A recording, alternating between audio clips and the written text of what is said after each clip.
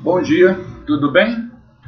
Vamos dar início então agora a mais uma aula, tá? Eu vou gravar o vídeo dessa aula agora e posteriormente, ainda essa semana, vou tentar ainda essa semana já gravar o da semana que vem também, visto que na próxima semana eu vou estar impossibilitado de estar falando muito, pelo menos nos primeiros dias, tá bom? Então vamos lá, nós estamos no Evangelho de João. A nossa lição hoje é a lição de número 5 e nós vamos falar nessa lição sobre a encarnação de Jesus, tá bom? O texto básico é João capítulo 1 e aí você vai encontrar em João capítulo 1, verso 14, a seguinte informação: aquele que é a palavra tornou-se carne e viveu entre nós. Nós vimos a sua glória como a glória do unigênito do Pai, do unigênito vindo do Pai, na minha tradução NVI, cheio de graça e cheio de verdade. Então vamos lá, nós vamos falar agora da encarnação. Obviamente que esses temas, encarnação, a segunda lição que nós falamos sobre o Verbo se fez carne, são assuntos extremamente teológicos, ok? Então, a nossa lição nesse momento não se propõe a um aprofundamento tão grande, embora nós também não vamos desprezar informações importantes, tá bom? Mas, óbvio, esse tema aí, num outro momento, tanto esse como os outros, nós vamos trabalhar com mais profundidade em outro momento. Então, tudo que a gente está estudando aqui não quer dizer que essa será a única e definitiva vez que nós vamos falar sobre isso, né? Em outros momentos nós vamos falar do mesmo assunto. Tá bom? Então vamos lá. O texto está aí. Na lição passada a gente falou sobre Jesus, a luz do mundo, né? E agora nós vamos falar sobre a encarnação de Jesus. Na primeira lição, nós falamos sobre o Logos, ok? Nós falamos sobre o Logos, na segunda lição, desculpa. E nessa segunda lição, ao falar do Logos, a gente deu uma perspectiva de qual é a ideia do Logos dentro do Velho Testamento, da palavra dentro do Velho Testamento. Ela é a representação do próprio Deus. E também nós mencionamos muito brevemente sobre a representação do Logos dentro da perspectiva grega, porque João está escrevendo para ambos. Ele quer que os seus leitores entendam Jesus, aquele Jesus humano, aquele Jesus histórico que as pessoas conheceram, que morreu na cruz. Ele está tentando apresentar esse Jesus para além do histórico, para além do humano. Ele quer que seus leitores entendam a pré-existência, a divindade de Jesus Cristo. Então, quando ele escreve sobre o Logos, ele vai dar uma perspectiva que gregos e judeus consigam pegar a força daquilo que ele quer dizer. Tá? O que acontece agora? João vai dizer que esse Logos, que nós estudamos na segunda lição, ele agora tomou uma forma palpável, visível. Você pode tocar nele, você pode olhar para ele, você pode vê-lo como você vê uma outra pessoa. Então, essa palavra, essa personificação de Deus, essa representação de Deus, agora ela toma uma forma humana. Por isso ele tornou-se carne. Tá? Então, a ideia da carne aí é a ideia de tudo que compõe a estrutura de um ser humano. Pensamento, emoções, fisiologia, biologia, imagem, tudo que representa um ser humano, agora essa palavra incorporou-se a essa realidade. Então veja bem, quando a gente fala e a palavra tornou-se carne, talvez seja interessante a gente pensar em duas ideias que são antagônicas e polarizadas ao mesmo tempo, que não representam o que João está querendo dizer, ok? Não tem a ver com o que o João está querendo dizer. Até porque ao longo da história as pessoas tentam interpretar a encarnação de Jesus de várias formas e às vezes tiram a perspectiva correta dela. Tá? A gente tem aí grupos no passado, na história, que tentaram entender a encarnação de Jesus como uma emanação, uma energia, tá? E não é nada disso. Então, por exemplo, você tem um pensamento filosófico e teológico também, que é o deísmo. Tá? O que é o deísmo? O deísmo é uma perspectiva de que Deus fez o mundo, né? Deus criou a humanidade e deixou essa humanidade à mercê de leis que ele mesmo previamente estabeleceu, mas que agora ele também não se mete mais nesse mundo, ele não se envolve mais com esse mundo. É o deísmo, é a ideia de um Deus extremamente transcendente, é um polo de entendimento. Eu tenho numa ponta a ideia da transcendência e tenho na outra ponta, que eu vou falar um pouquinho mais à frente, a ideia da imanência. Tá? São dois polos que a encarnação de Jesus aí vai equilibrar uma coisa com a outra.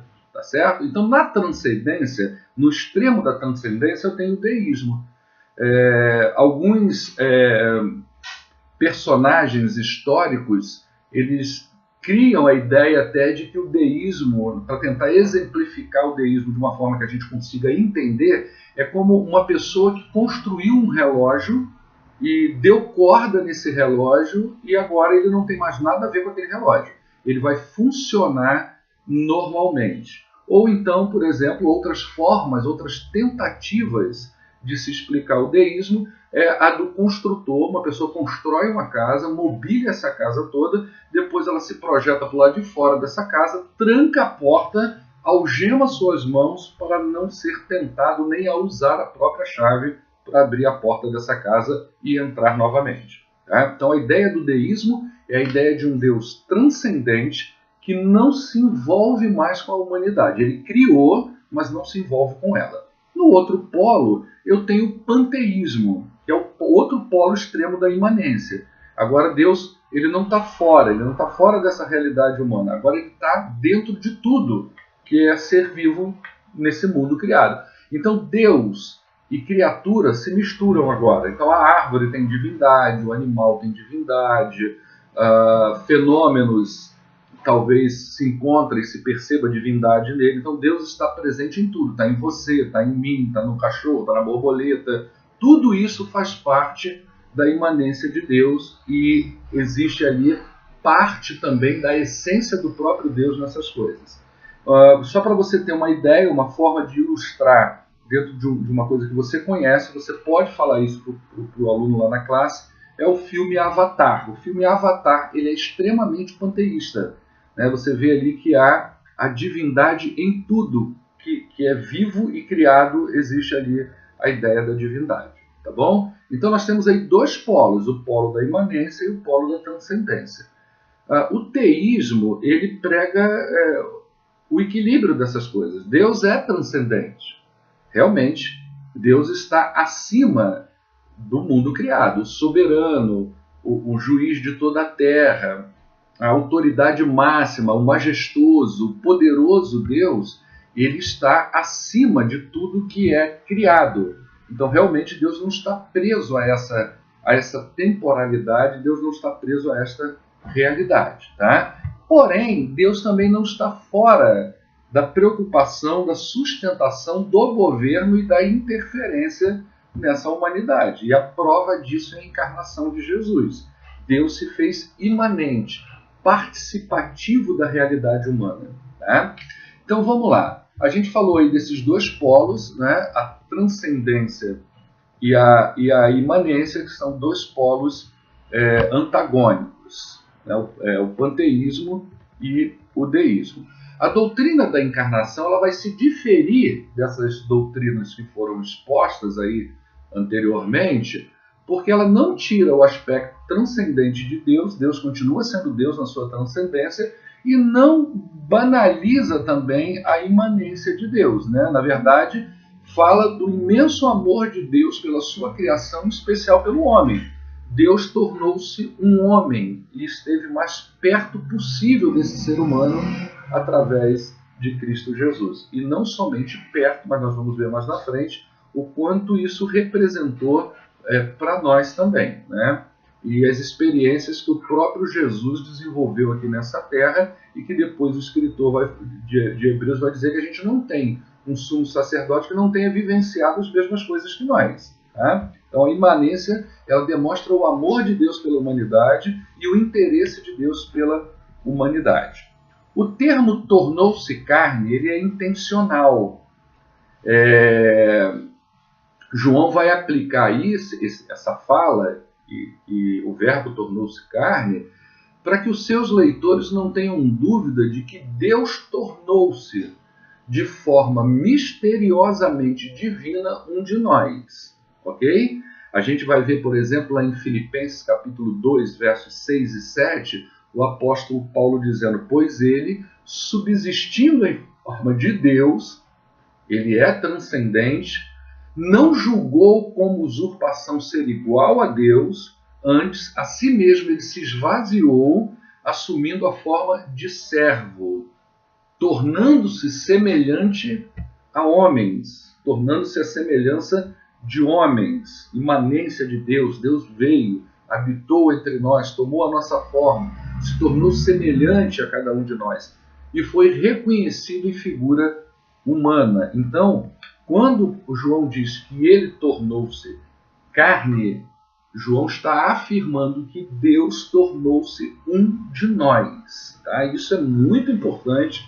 A gente vai ver um pouquinho mais na frente a importância desse entendimento de que Jesus Cristo não foi um ser distinto.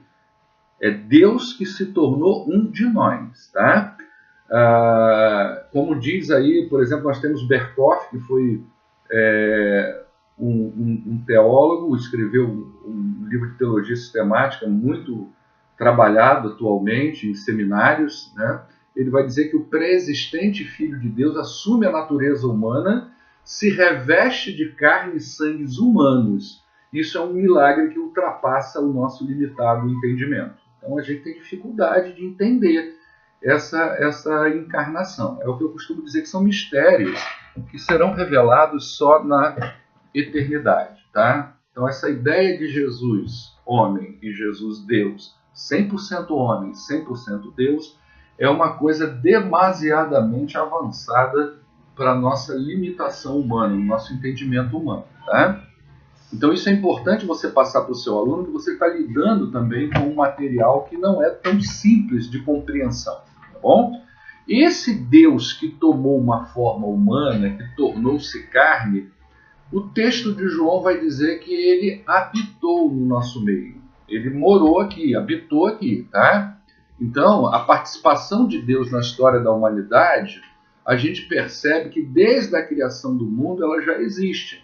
A gente vê Deus participando da criação, a gente vê Deus participando do desenrolar da história humana. Deus não só criou, a gente não tem só o ato da criação, a gente tem o ato da sustentação, da governabilidade de Deus e da interferência de Deus na humanidade. Então a gente vê Deus acompanhando, sustentando, movimentando, participando da história humana, conduzindo o processo de acordo com a sua soberana vontade. Tá? Então, no livro de Gênesis, nós vamos ver aí o cuidado de Deus do primeiro casal diretamente, delegando comando do mundo. Né? Então, olha, está aí o mundo, eu criei, você agora tem que administrar esse mundo. Mas a gente percebe Deus trabalhando ali.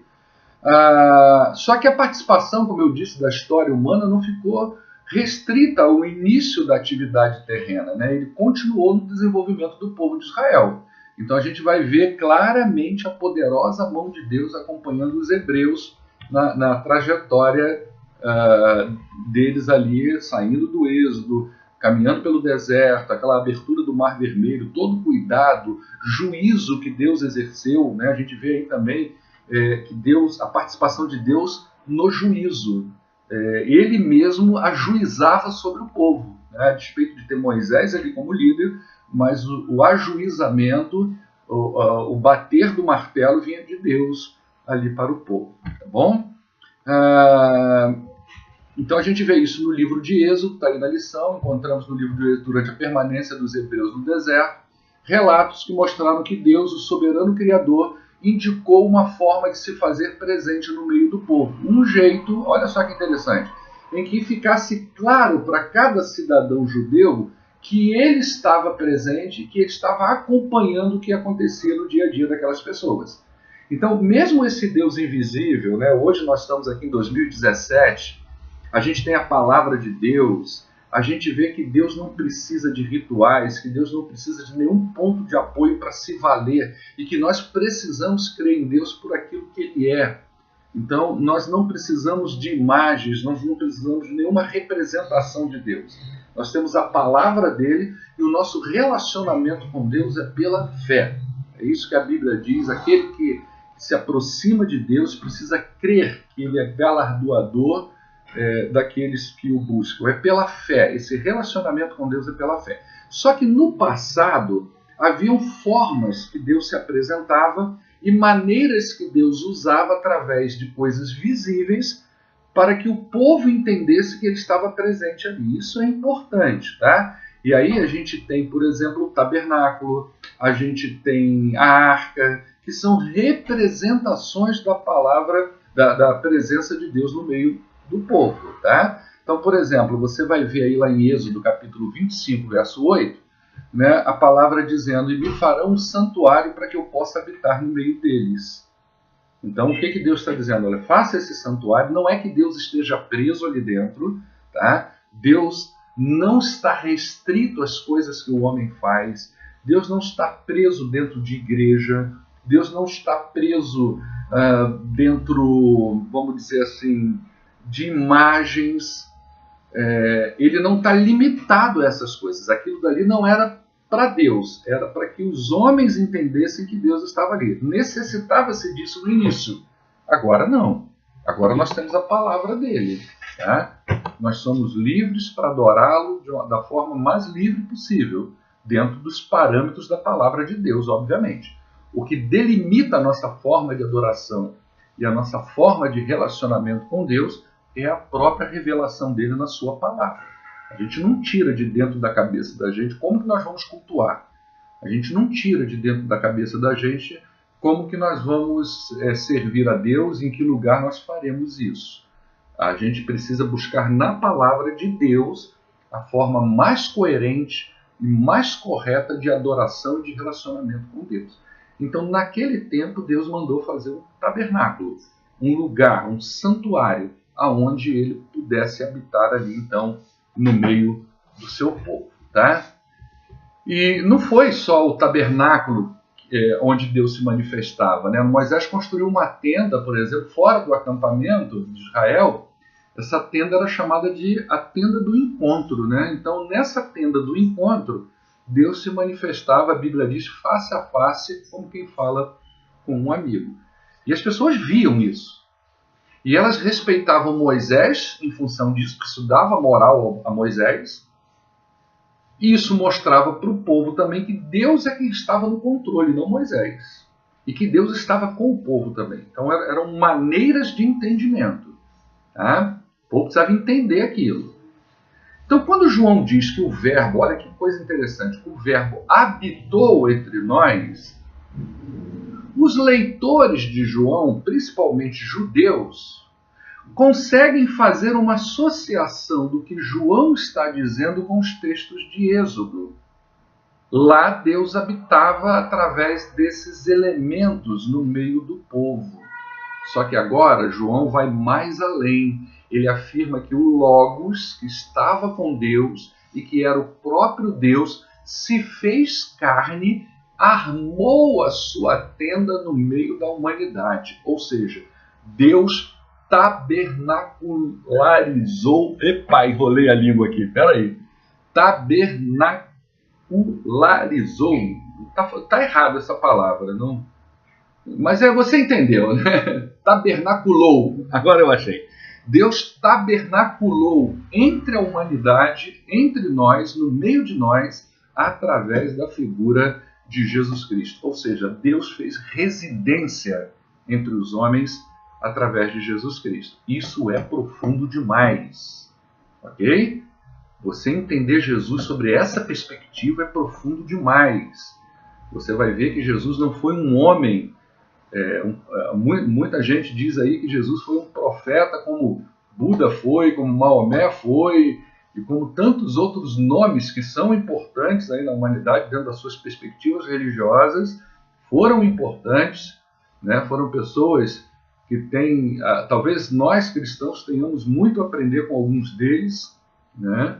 Mas no caso de Jesus, Jesus não foi mais um profeta, Jesus não foi mais um homem sábio da humanidade, Jesus foi Deus fazendo residência no meio da humanidade. Imanência de Deus. Ele não estava presente na árvore, na borboleta, no pássaro, e nem estava transcendente de forma que não pudesse se relacionar com os homens. Pelo contrário, ele veio e armou a sua tenda no meio de nós. Então, quando a gente olha lá para o Êxodo, a gente já vê que aquela ideia do tabernáculo, aquela ideia da tenda do encontro, já estava apontando para uma realidade maior. Aquilo era apenas uma sombra, tá, de coisas que seriam reveladas a partir do Senhor Jesus Cristo. Ok? Então João tem essa visão. Eu vou escrever isso, ele habitou entre nós, o leitor dele consegue se reportar. Lembra que eu falei para vocês que a base de João é o Velho Testamento, a tradição judaica? João é um judeu, ele pertence ao judaísmo, então ele vai trazer todo o seu arcabouço histórico e religioso agora dentro da perspectiva da escrita dele. Então ele vai trazer coisas lá de trás. Por isso ele fala que Deus habitou entre homens. Ele se fez carne e tabernaculou entre nós. E o que aconteceu? O povo pôde ver a sua glória. Da mesma forma que viam a glória dele lá atrás, Deus agora manifestou a sua glória à humanidade. E isso acontece desde o início da humanidade, né? Ela se caracteriza pela bondade de Deus, pelo amor de Deus, a misericórdia de Deus, são manifestações da sua glória. Então a criação, o cuidado, o sustento de Deus, a governabilidade de Deus, tudo isso manifesta a glória de Deus, né? Certa vez Moisés pediu ao Senhor que pudesse ver a sua glória, né? E Deus diz para ele, então, rogo-te, Moisés diz para Deus, rogo-te que me mostres a tua glória. Respondeu, farei passar toda a minha bondade diante de você e proclamarei o nome do Senhor. Eu terei misericórdia de quem eu tiver misericórdia e me compadecerei de quem eu me compadecer. Então a gente vê a glória de Deus já sendo manifesta lá atrás, tá? Às vezes essa glória se manifestava através de uma voz, às vezes se manifestava através de um anjo, às vezes através de uma nuvem, de trovões, o mar vermelho se abrindo, a manifestação da glória de Deus. A coluna de nuvem e fumaça é a manifestação da glória de Deus. A coluna de fogo é a manifestação da glória de Deus. Tá? Então a gente vê aí Deus desde os primórdios da humanidade manifestando a sua glória. Agora, com o advento da encarnação, do nascimento de Jesus, a glória de Deus se manifesta na sua plenitude. O poder máximo da manifestação do amor, da bondade, da misericórdia de Deus, do interesse de Deus pela humanidade, ou seja, essa glória revelada agora se manifesta na sua plenitude na pessoa do Filho. Tá? Então, em Cristo, finalmente, a humanidade teve a oportunidade de conhecer o seu Criador e ver toda a sua glória. Filipe uma vez perguntou a Jesus, Senhor, mostra-nos o Pai, né? E isso nos basta, é só nos mostrar Deus e está tudo certo. E Jesus disse, né? Olha, eu estou com você há tanto tempo e você não me tem conhecido, né? Quem me vê, vê o Pai. Como é que você está dizendo, me mostra o Pai? O que Jesus está dizendo? Você está pedindo para ver Deus e você não está reconhecendo Deus em mim? Isso é muito profundo para nós, né? A gente precisa reconhecer tudo que Deus tem de bom na pessoa de Jesus. Por isso o servimos. E temos a revelação disso na palavra dele. Tá? À medida que Jesus ia desenvolvendo o seu ministério na terra, a glória de Deus se fazia cada vez mais presente. Então a gente tem aí milagres, curas, expressão de amor, exortações, tudo isso que Jesus fez era manifestação da glória de Deus, tá? Jesus foi o unigênito do Pai. E o unigênito, a despeito de não ser um termo qualitativo, ele expressa uma exclusividade. Não há outro da mesma espécie. O unigênito de Deus habitou as nossas trevas para que nós pudéssemos andar na sua luz, né? Isso é muito interessante. Tem um texto lá em Colossenses, deixa eu abrir minha Bíblia aqui, no capítulo 1, no verso de número 13. Deixa eu ver se eu acho aqui, mas 1,13, que diz assim, olha: pois ele nos resgatou do domínio das trevas e nos transportou para o reino do seu Filho amado. Ok?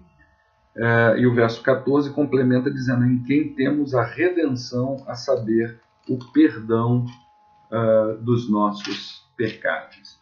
Jesus habitou, Deus se manifestou e habitou nas nossas trevas, para que nós pudéssemos então encontrar, andar e viver na sua luz. Tá certo? Para a gente concluir, essa lição nos ensina um pouquinho mais dessa natureza divina de Jesus. Isso é muito importante para todos nós, porque nós sabemos que Jesus foi homem, mas isso não tira em nada a sua divindade.